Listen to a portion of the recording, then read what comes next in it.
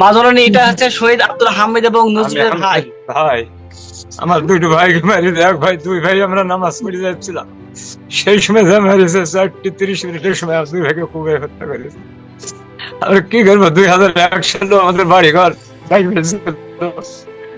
এবার আমরা এখনো ঘুমাতে পারিনি। আমরা এই 7টা মাস যখন আপনি চলে গেছেন, এই 7টা মাস আমাদের ছেলে ফিরি বিছানে ঘুমায় না, রাত্রে ছেলে ফিরি না, আমরা বসে বসে থাকি। কি করবো, আমরা চাই আপনি ভালো থাকেন, আপনি দেশে এসে আমাদের ফোনের বিচারটা আপনার হাতে করেন। এই কথা বলে আমি শেষ করছি, আর কি বলবো, কিছু বলার নেই আমাদের।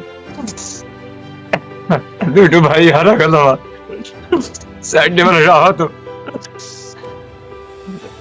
ওরা মানুষের চাপটা, ওদের বিচার হবে, বিচার করবো ইনশাল্লাহ।